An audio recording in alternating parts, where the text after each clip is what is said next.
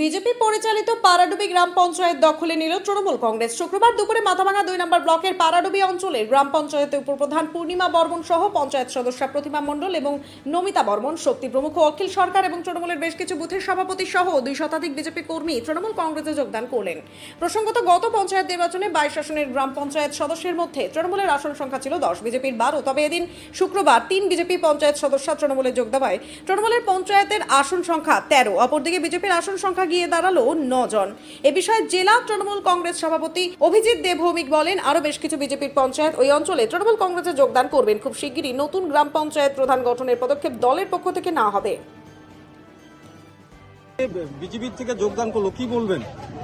এখন যোগদানের তো হিড়িক এসছে, সকলেই এলাকার উন্নয়ন চায়, শান্তি চায়, কাজ করতে চায়।